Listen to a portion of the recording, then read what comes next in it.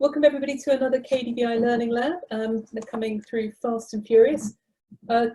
Today we're going to be thinking about social connection and resilience, and I'm absolutely delighted that Dr. Carol Geffner from the University of Southern California has been able to join us. Be very kind to her because it's early in the morning where she is, and it's just past 8 o'clock in the morning, so she's very kindly got up super early to be with us and to share her thoughts. I'm really excited about this session because I think it's a fantastic bridge between what we've been talking about over the last few weeks, certainly around fault lines and the discussion we had about shifts in the system, where we've been thinking about some of the bigger issues that are happening and that we are seeing in culture and in how people interact. And then next week, we're going to be looking at mental health. And Carol's conversation and thoughts very much connect these two, the system and people and individuals. And so I'm really excited to hear what she has to say. Just some etiquette before we start. As always, if you could stay on mute unless you're being invited to talk. We're recording, so bear that in mind. We won't be recording in breakout groups. We'll be doing one long breakout group today rather than two short ones. And there'll be an opportunity to do a debrief after the breakout groups and hopefully a Q&A as well with Carol if we get time. Other than that, I hope you enjoy it. Please think sort of about some of the things that you might want to raise with Carol. I think this is a fascinating topic, and I am very delighted to hand over to Carol now. Thank you, Claire.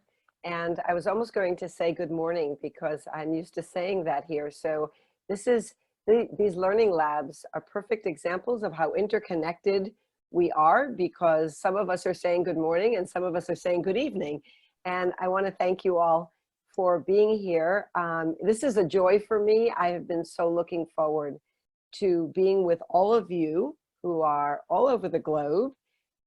We are in the midst of unusual times, and I can't think of too many topics more relevant than social connection. And as Claire said before, you were talking about fault lines and then after mental health, and this conversation is the bridge. One of the things that I'm so grateful for this morning is that I don't have to show up with answers. I get to show up with questions.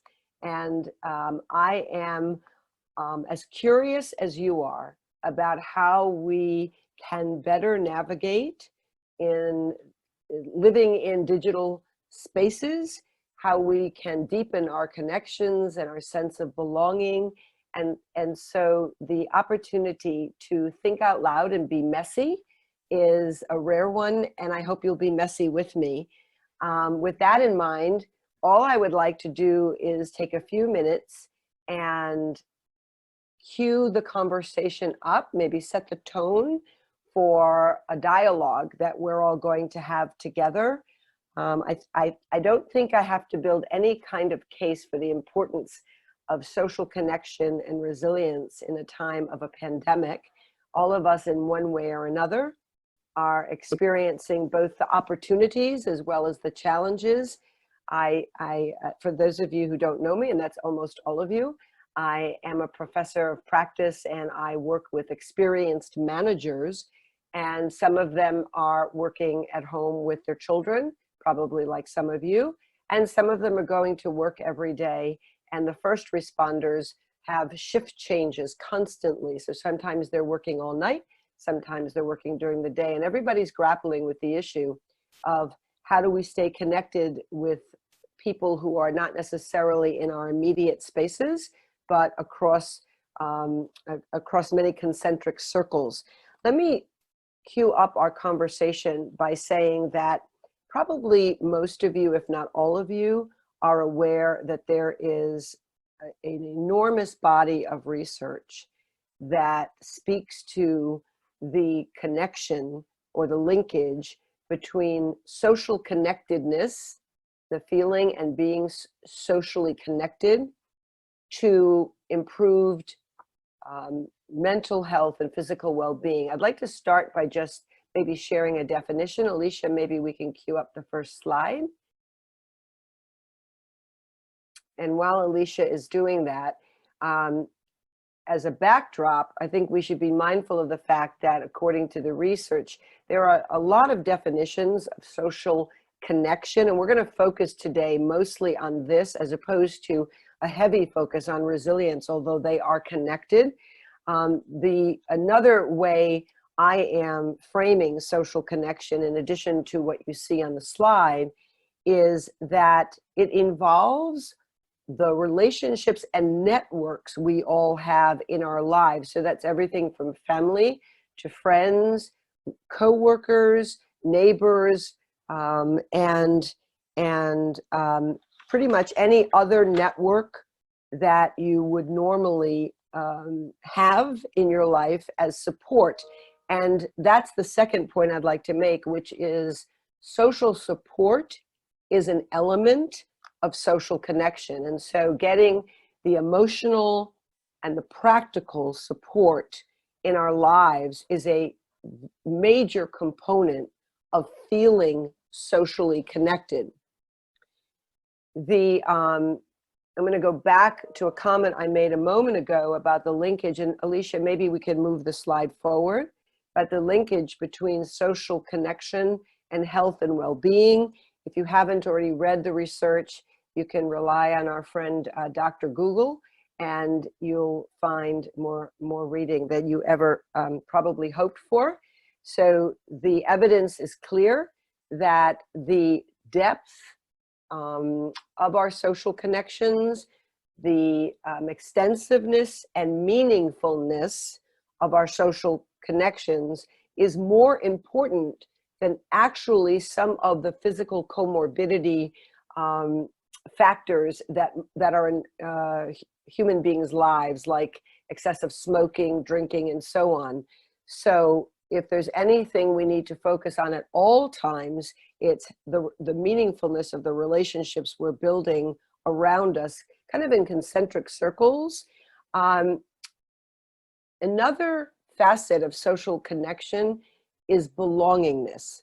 And I'm going to use in our conversation this morning, I'm going to use belongingness as interchangeable with with the term social connection. And belongingness speaks to a very basic human need we all have, which is to feel, and that's really the important part, to feel accepted and to feel part of something larger than ourselves. So the question that we're going to wrestle with this morning is, why is social connection and resilience, but we're going to again focus a lot on social connection. Why is this important? You know, as we live through the immediate and the longer term implications of COVID-19, by the way, as a side note, I was listening to the news before jumping on the Zoom call, and I was listening to the president of the largest university system here in California, the state system, on the news, talking about their decision to close for the rest of the academic year, which is into January. And you know, a lot of our organizations are facing this. Well, almost all of our organizations are facing the same decision. So as we reframe what our relationships are about and how we're going to deepen them and build them through the digital connections that we have now and that we'll be having well into our new normal, this becomes a really critical topic. Right now, you know, as I was talking to Claire yesterday, we were both agreeing that at the moment, many of us are banking on the relationships we've already built, you know, with family, friends, coworkers, neighbors, etc. So those relationships that are characterized by psychological safety, high levels of trust, empathy, openness, etc., are more often than not right now relationships that we've had well into our past. So that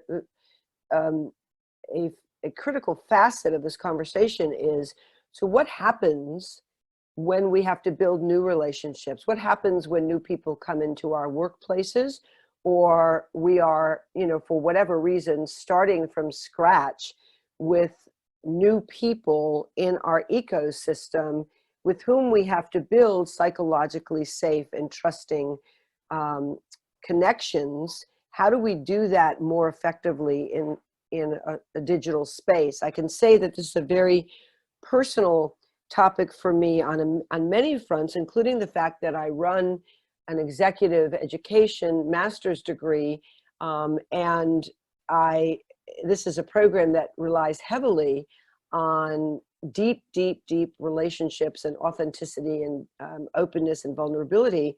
And we are all wrestling with how do we sustain that and how do we create that for new cohorts that are coming in. So that's just a personal note.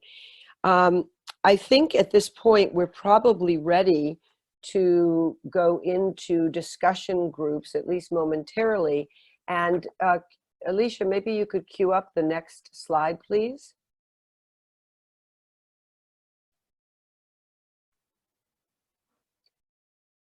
What we're going to do is go into an extended period of time, approximately 30 minutes, to look at several questions in small breakout groups.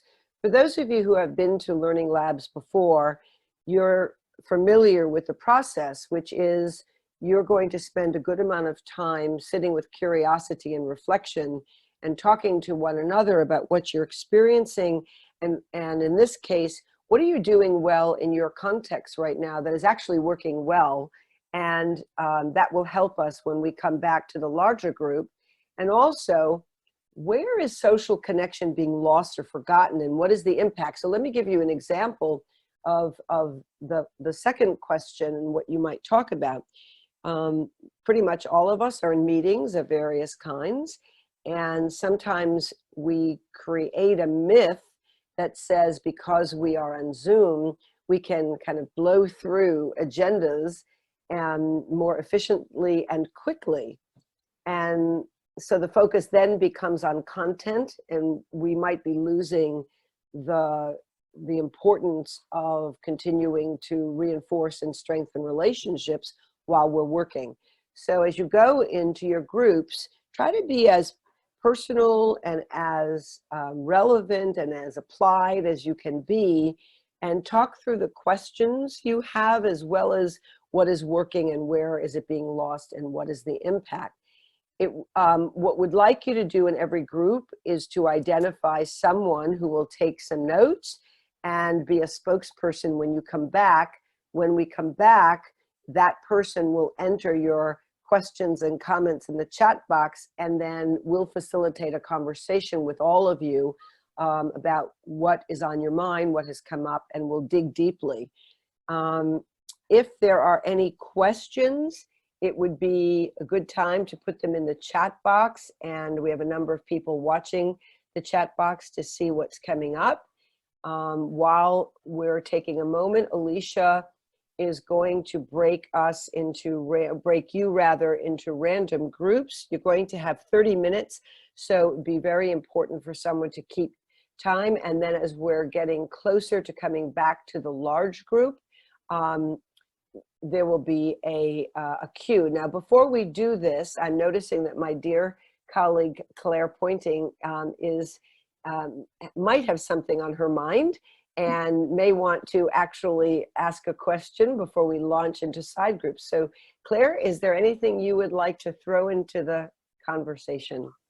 Yes, I think just listening to you talking about the frontline workers and also talking about the university that's not going back into the real world, certainly for this year.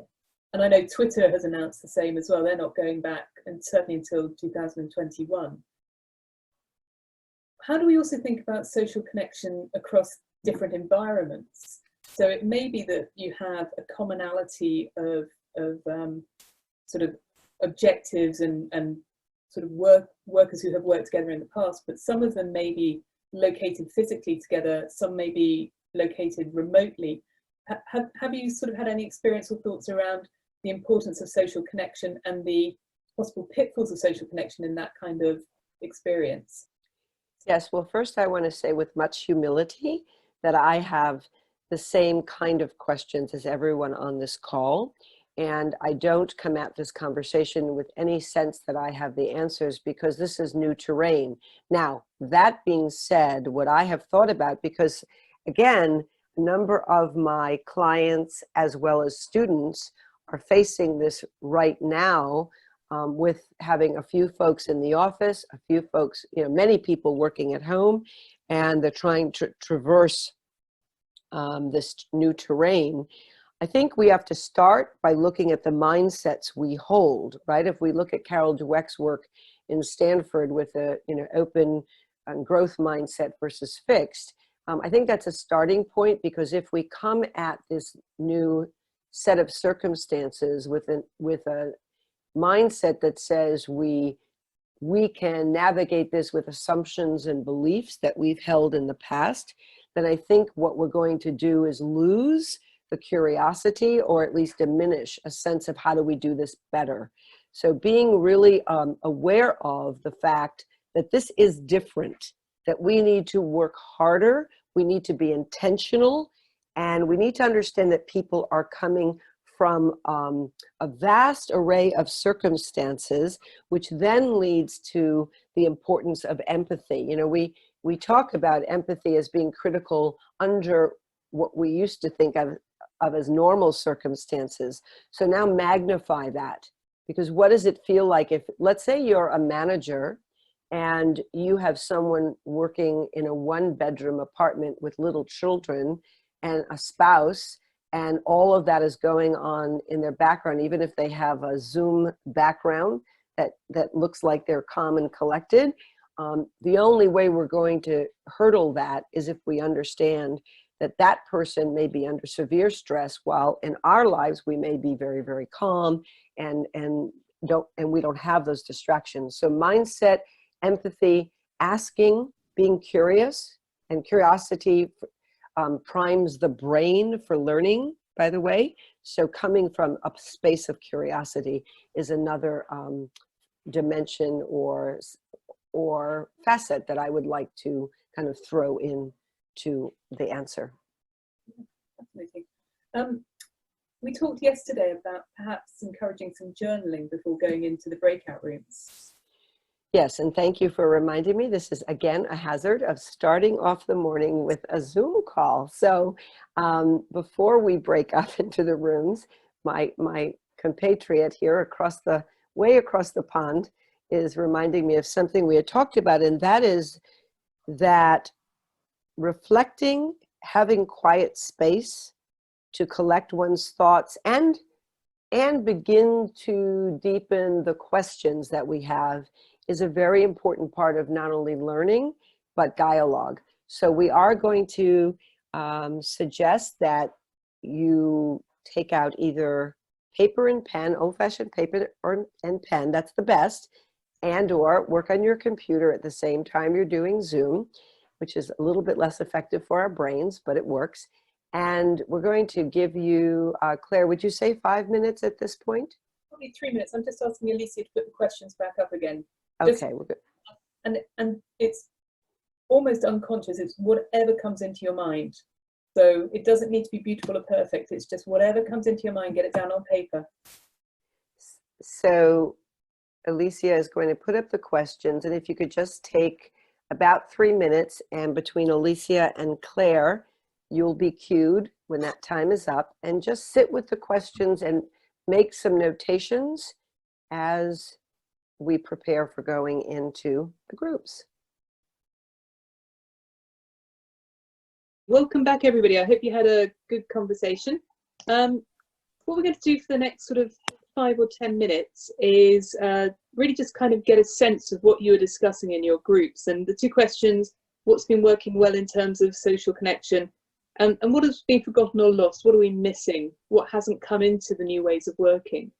And what we'd like to do is for each group to do two things. First of all, type into the chat box function the highlights of what you discussed, the key themes that came out. And we find that really, really helpful, because that enables us to capture some of the things that may not come out in conversations but that you have been talking about. So we find that really useful. But the second thing we'd like you to do is for each group just to spend a minute reporting back to the wider group, really what made them curious, or what was surprising, or what the key things were that came out of the discussions that you had. And we're going to do this on pretty strict timing. So if you run over a minute, I'll let you know that it's probably time to wrap up, really, because we then want to get on to a discussion. And we're going to start with group 5, and we're going to go backwards through the groups. And so could somebody from group 5, which was Ethan, Pearl, Sigrid, Sophie or Sid, just share with the wider group what made you curious, what surprised you, what was interesting that came out of that half-hour discussion that you've just had? So that's me for group 5. So we found different purpose of the of Zoom and WhatsApp and all these virtual tools for connections, for the survival of the business, for maintaining the business, to find a new way of conducting the business, as a opportunity to implement new tools of the business that has been long waited. People find it a safe and comfort zone, a paradise for introvert, a way to separate socializing and work in order to focus on for work. And on the losing side is the concern of maintaining the engagements of participants, missing the corridor talks, missing the attention to the person level, what the individual needs, and cannot see feedback, reaction, social cue. Those are the missing. So that's the main point. Thank you, Pearl. That was extremely time efficient. Fantastic. So moving on to group 4, that's Caroline, Constance, Floris, Nicola, Tom and Yariv. Would one of you like to just come back with what made you curious, how people are connecting well, what's not going so well?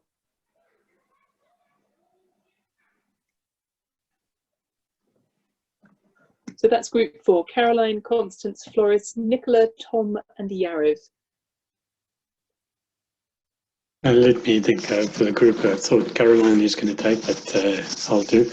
I think what was interesting in what works well is that they were feeling some relationships even better, especially connectivity with family and friends that were more regular than previously, which was interesting from my perspective.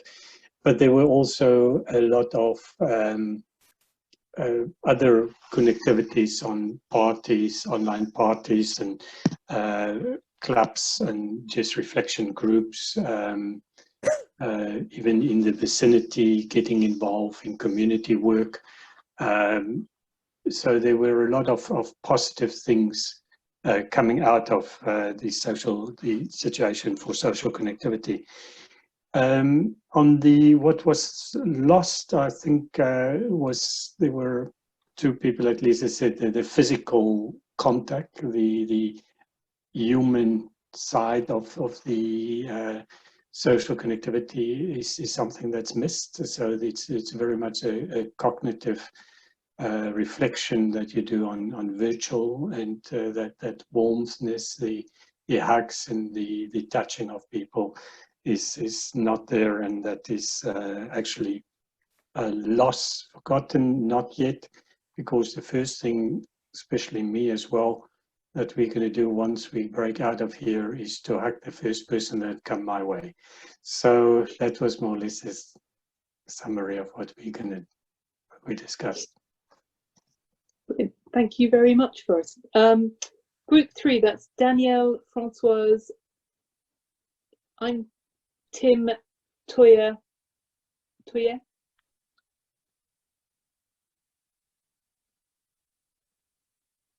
I'm happy to jump in for group 3. So as you'd expect, quite some overlap with what's been talked about so far. Really interesting suggestion around changing the environment in which you have conversations. So 2 people walking separately on Zoom to create a completely different dynamic than the sat down face-to-face square on conversation that's actually quite unnatural. It was really striking actually the group that we had certainly diversity of people's experience within each of our settings, but then also huge diversity between settings about sort of what people are coping with, the challenges they're facing. Really striking actually that across a group of 5, 5 completely different worlds, different settings, different sets of challenges, none of which are sort of immediately obvious in the interactions. I think everything else probably has already been said. I think perhaps the only other thing is picking when and how to show vulnerability.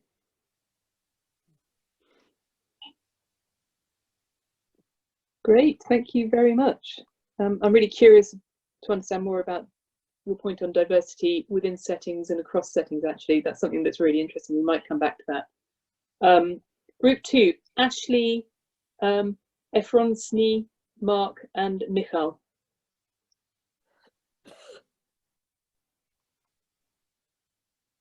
Okay, I can go for the group. So we had a very rich discussion, and on the side of working well, what were the themes? Being genuine, authenticity, and mindset. So it works well if we speak with right intent. And also we were discussing how the issue of trust, and whether are we able to build the trust while connecting in this new reality, or people will have more question marks knowing us before, and how this dynamic will play. So go beyond how are you, that was the highlight I took. So really genuine interest on what is working not so well, or where the traps might be. A few themes. One is generation to generation. Let's say baby boomers, millennials, Gen X. Some of us are more, for some of us, it's more natural to be in this virtual world. For some of us not, and we don't know how to behave. We don't know how to come across, how to project our authenticity. Another dimension was a personality, someone being more introvert, extrovert, and without being able to read the cues which we normally read being face to face. It's easy to, let's say, invade the space, or not to give to the other side enough space in the discussion. And also, that was very interesting, Mark's point regarding, people who use a bit of a charm, or, sorry for the word, sexualizing in communication, attracting, charm. This is perhaps lost. So for them, it might be difficult to connect when, they were relying on this, ways.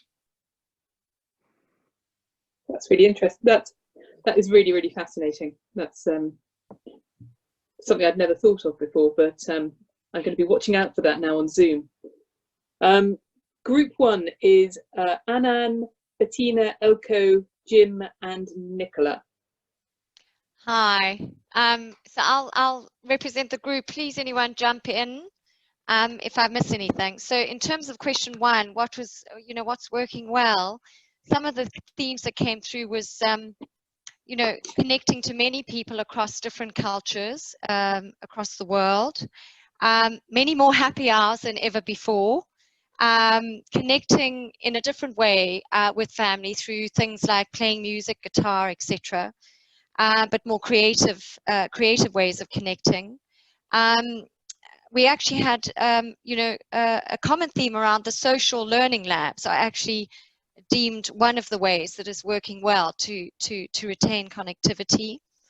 Another theme was more open. What's working well is more open and receptive to exposing oneself to other avenues of interest and learning, such as book readings and theatre and opera that's been made freely available during this period online. Connecting in a different way and more intently with family, being more involved with their family life, and in their schooling. Starting meetings in a different way, actually starting with personal stories as opposed to just diving into the agenda. That's working well in terms of actually team dynamics and moving beyond competitiveness and tension. People seeming actually to be more heard and listened to through that as a technique or a method. Connecting with friends, fewer friends, not as many, but in a more genuine way. Being quite choiceful as well, because digital is overwhelming, and protecting myself from becoming too overwhelmed. So being much more deliberate and choiceful in what one is exposing oneself to. And also, yeah, paying more attention to energy as opposed to just content. And then in terms of question 2, some of the themes that came through in terms of what's being lost or forgotten, a feeling around not having the full conversation. So having more conversations, so quantity, but less quality. So there's still opportunity for more depth of quality in the conversations.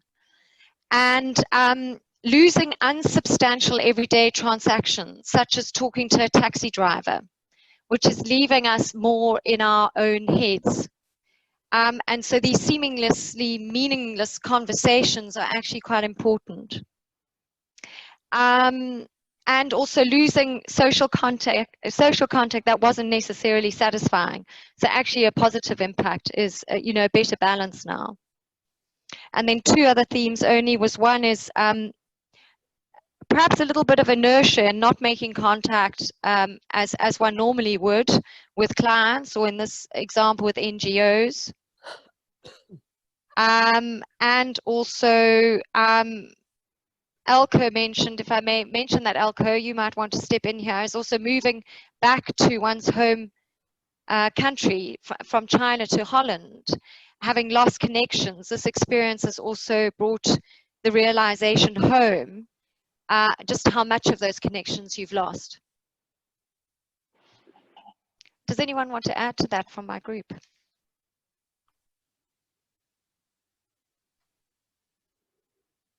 Wonderful, thank you. Thank you. Carol, handing back to you. Sure. So I'm really struck by the range of remarks, thinking. I guess in some ways I would have anticipated more common themes.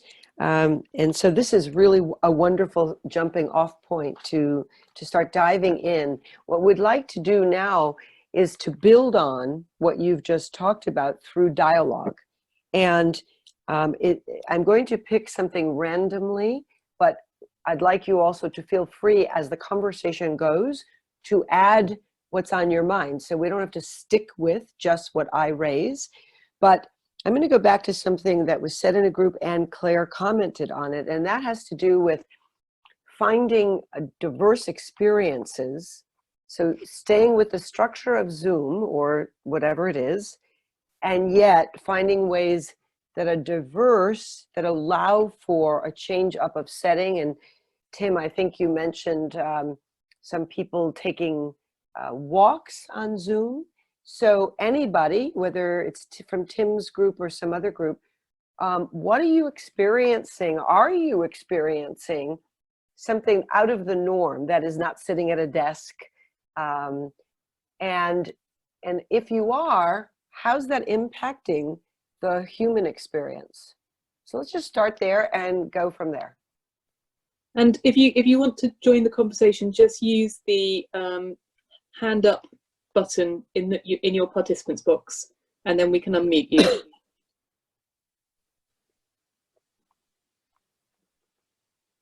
Okay, I'm going to unmute Nicola. All yours, Nicola. Thank you. So something that I mentioned briefly in our group discussion, where me and my family are using a video chat tool, not Zoom because it's a personal one, but in a different way. And that's they recently moved house about a week or so before the shutdown in England, and so they've used the video to give me many tours of their new house as they've arranged their furniture and, you know, got their art up and things like that. So it's been great to be able to still see their new house and chat with them and everything in a different way, because obviously we haven't been able to hop on a plane and go over there, but we've still got to have the tours around their new place and talk about how they're planning to remodel and things like that. So that's great. Thank you, Nicola. And that allows you to kind of delve into someone's personal space in a different, if you can't be there. What about some of the rest of you? Has anybody tried anything? Yeah. So Bettina has an observation. I've unmuted you, I think. Okay, sorry. Yeah, it was my daughter's 30th birthday last week. And we've been connecting with one of the friends organized like a virtual party, and actually with the family and the friends preparing a video, a fun video, giving messages. Also, I have seen my daughter, so like for that, when the Zoom virtual meeting happens, it was really interactive because everybody was watching at the video that they all prepared, right? With the music, etc., etc. They ordered a cake so that she would have as a surprise. So it was, I mean, I was crying. I mean, we were all crying. I mean, 15 or 16 people crying. So it was really, really emotional. So I just, how can we bring like a preparation phase also into the work in a different way? And then yesterday was another friend of my daughter's, but they prepared like everybody dancing video, right? So anyway, just how can we start connecting different ways of communicating? Thank you. And Carol, oh, sorry, Claire, go ahead. I beg your pardon. I think that's right. Sigrid, and then Tim, and then perhaps we'll have a reflection on that and then move on.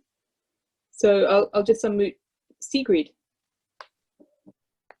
Okay, can you hear me? Yeah, expanding what Bettina said, with the family, like we meet, we're a big family, 3 generations. We meet every noon for half an hour, and that has worked. However, if there's a birthday party, everybody gets in. It's hard singing of happy birthday, but there's a celebration. More than ever, we are singing to each other because we're so many that we gather like twice a year only. So we're working on that.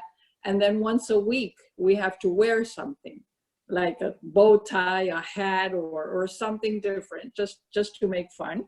We're wearing like scarves like Dr. Burke's that comes out on TV in the US, and it's fun. However, I would like to do something like that also for work, and I haven't been able to create that. How do you take that fun and whatever attitude or creativeness, how do you take it to the workplace? Because it would be it would take over that conversation in the Hall House, the family, and all these other things. So the transposing of that to work is, I find, rather hard, but that works. And I love the walking with somebody. I'm going to try that out. Thank you. Wonderful. And then Tim, I'll just unmute you.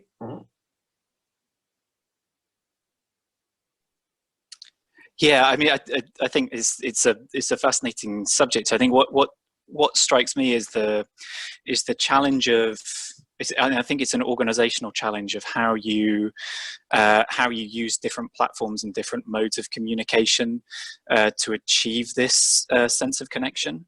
Because in a sort of pure core function of our work, there's actually great value in having a single platform and sort of single and relatively limited modes of communication in some ways in moments like this, because you want to drive people to sort of common spaces. We're using Microsoft Teams with the British government, and that's actually proving a really effective tool. and it's effective in part because we're driving activity onto a single platform. Then the contrast to that is all of the social activities that we're trying to do to bolster a sense of team, a sense of community, all take place outside of Teams. So, you know, whether it's sort of pub quizzes over Zoom, or whether it's a sort of virtual exercise challenge where we have to sort of run several marathons collectively as an organization, or whatever it might be, they take place off that platform. So I think it's about sort of picking where you need the kind of singularity of a platform, which introduces other challenges around kind of neurodiversity and our ability to communicate in different ways with people who need different modes, while also then having the kind of the spontaneity to engage in lots of different ways in the kind of the non-core function stuff that's still really important to organizations.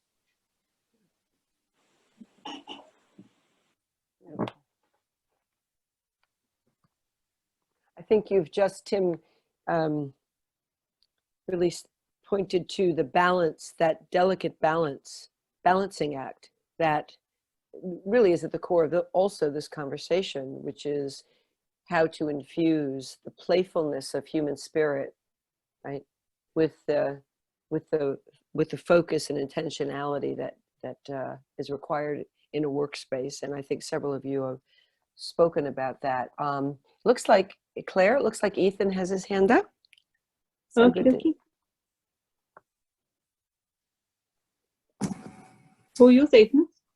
Hi. So Sid had mentioned this, and I didn't recognize that we were doing this and how helpful it was. But Sid had brought up, I believe it was Sid, that just leaving the computer on during a Zoom call while we're working in different locations. I'm in Arizona, and my staff is in Seattle and Tacoma, Washington, Gig Harbor, small towns.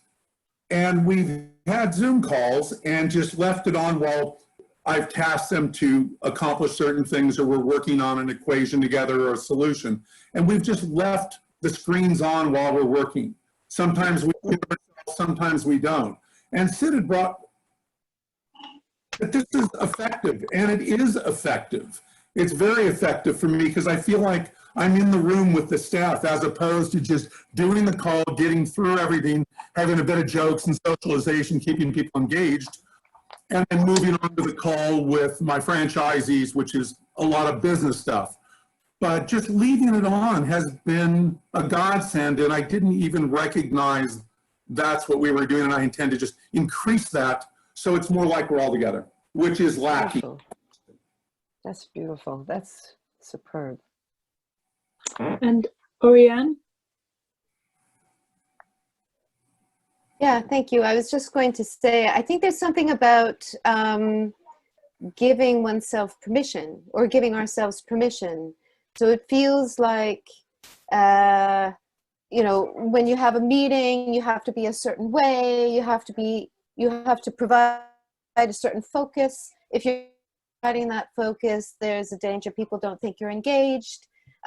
So it almost feels like in order to go for that walk out outside with each other, or in order to leave the screen on, even though you're not talking to each other, it's almost like giving yourself the permission to do so. And also, you know, I've got my daughters walking around. It's breaking some boundaries that we have had previously with each other, and thinking a little bit outside that box. You know, so I'm wondering, what are kind of the unspoken rules that we're living by that are holding us back in this new context? I also wanted to say one other thing, which was, I thought was the comment around context was really interesting, around those conversations that you have spontaneously out in the world. It's that context setting for yourself, where this is slightly unrelated, but where random conversations with other people mean that you don't get blocked in a kind of group think of your own social connections, but rather you have context. wider than that. You know, one of the things that you just mentioned, Oriane, that strikes me, and I would also throw this into the conversation, is there's a certain, I find there's a certain authenticity, a level of authenticity that's happening.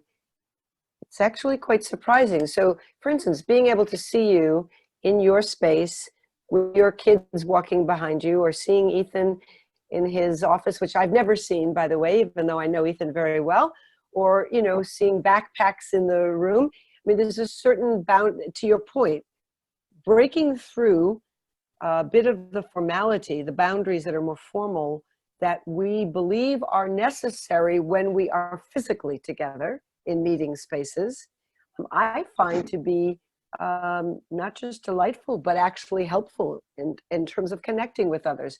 And so I'm very glad that this was raised in the conversation. We only have a few more minutes to keep conversing. So let's just see if there's actually, Carol, can I just ask a question? Please. So please. Something that's made me really, really curious about this is that there's been a lot of reference to the sort of the increased intensity of social connection with families and friends, and that has been something that has been a pretty consistent set of feedback from each of the groups. And I'm wondering whether that's partly due to obviously dislocation because we can't physically be with each other, but also that it's a compensation for the loss of social connection with work colleagues and workplace and broader society, that we're reaching to family and friends to almost overcompensate with connection there to help us tolerate the lack of connection or the loss of connection in other areas where we're used to seeing it. I don't know if that sounds mad or... Let's see what people have to say about that. Looks like we've got hands up. Bettina, I've just unmuted you. Bettina? Yeah.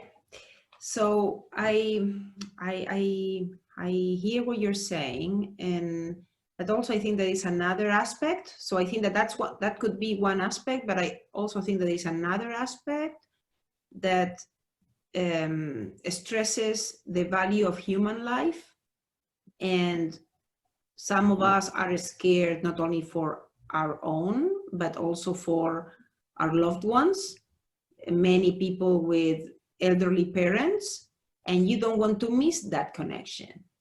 And so for me that's kind of like the main aspect of kind of like the fear of this virus, and it could happen to younger people too. So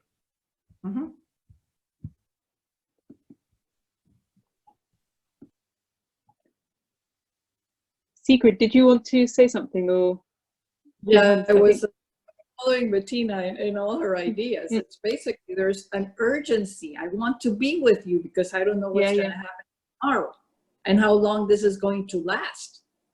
How long will I not be able to hug you? Like I'm reading to my grandchildren every day at 4 o'clock. We have an appointment, and I'm buying books and putting the FaceTime so they can see it. And then we have conversations. And what are you learning? Because my daughter is home teaching.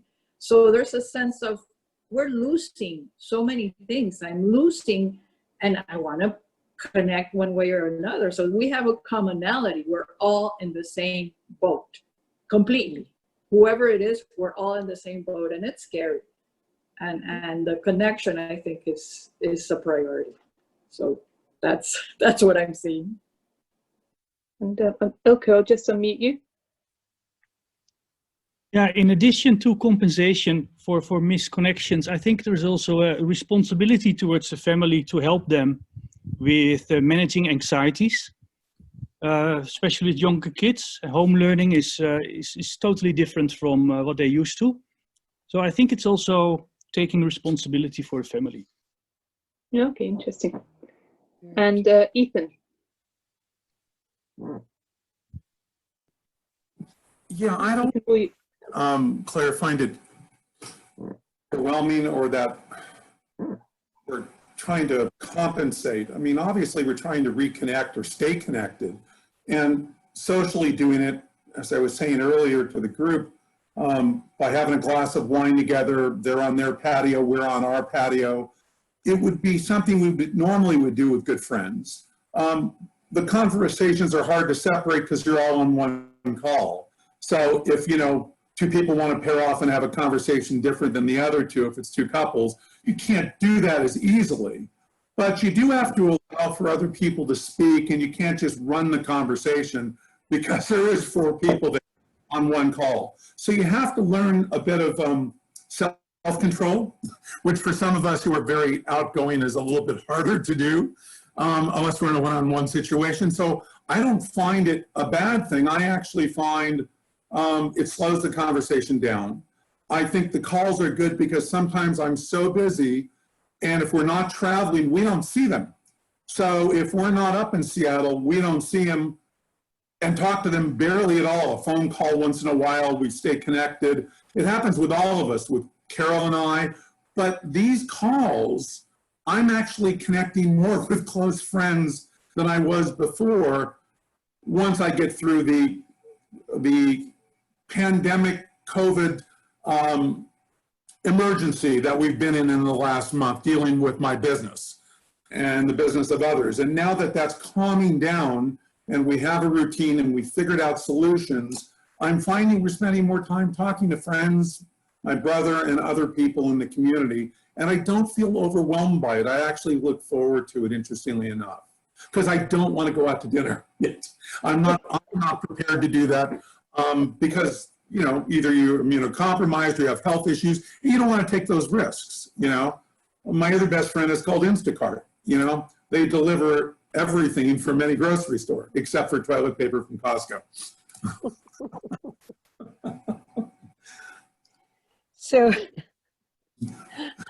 this is one of those moments where I'm feeling socially connected to my dear friend and want to just go off and have a side conversation, but have to use a little self-control here. Claire, I'd like to ask you a timing question. Are we at a place where we need to wrap up, or can we keep going with discussion? I think we can probably have another 2 or 3 minutes, and then it will be time to finish. So one of the questions I'm going to throw out to the group for the last 2 or 3 minutes, and it came up in many of your comments, has to do with fun. So we know that people connect emotionally much more deeply than cognitively. That being said, in addition to anything that has already been shared, are there other experiences that people are having when they're on calls in kind of intentionally driving fun experiences? And if you are, what are you doing that is prompting people to laugh and loosen up and be more vulnerable? So if that's anybody has any thoughts about that, let's hear that. Or if there are any final questions that are on your mind, you'd like to get them in before the last couple of minutes. No time like the present. Yes. Yeah, excellent. Caroline. Hi. All yours, Caroline. Thank you. Just to be quick, I had recently a coaching session, and we could choose with bad weather. I live in Amsterdam, rain, but then we would Zoom or we would go to the park. So I went to the park. I had a walk with the social distancing, a coaching session in the park, and we ended up on a chair, and then the ducks came and the goose came and hail came, a lot of hail.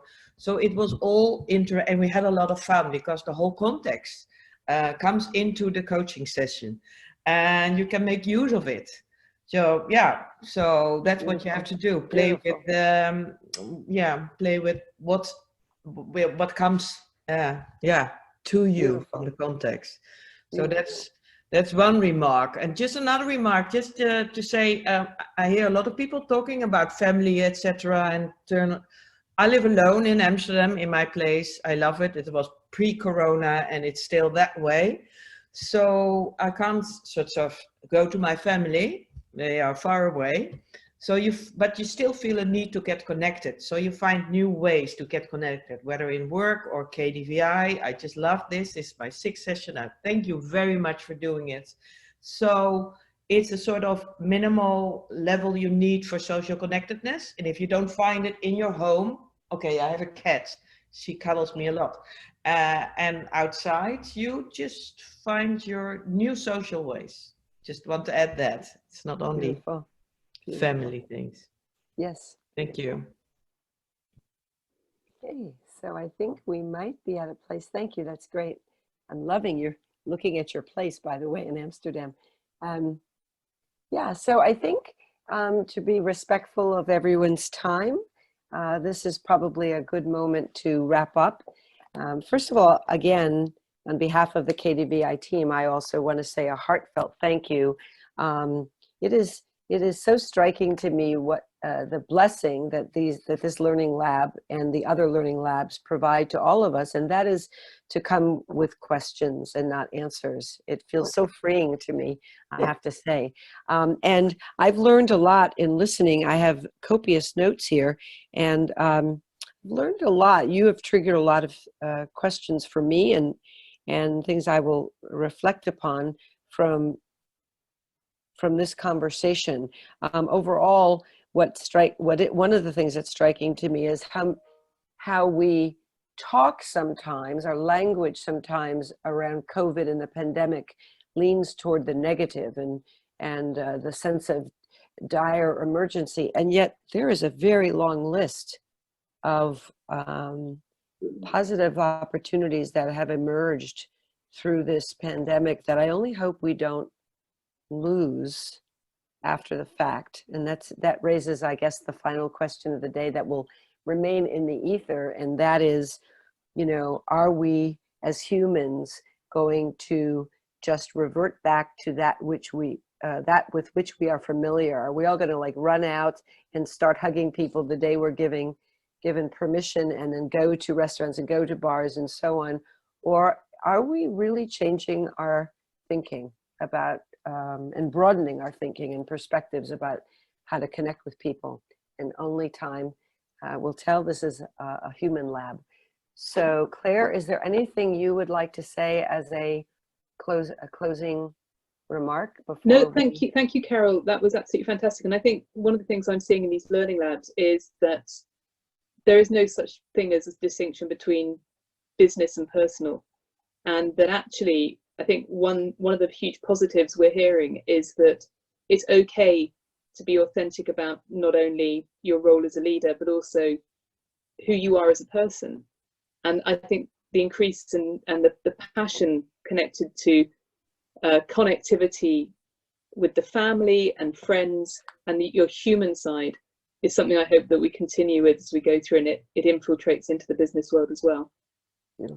In terms of the learning labs, Graham Ward and I will be repeating our learning lab on Thursday, which is looking at shifts in the system, and then next week it's Caroline Rook will be looking at mental health, and that will be our last learning lab of this series. So thank you all for joining, and we will try and keep the learning labs going sort of on a periodic basis going forward, because we find them so useful and interesting. But as this series is sort of working its way through, this has been a really fantastic contribution to that. And Carol, I really thank you for your time and effort that you put into it. And I wish you all a safe and pleasant day, evening, and look forward to seeing you again in our last learning labs.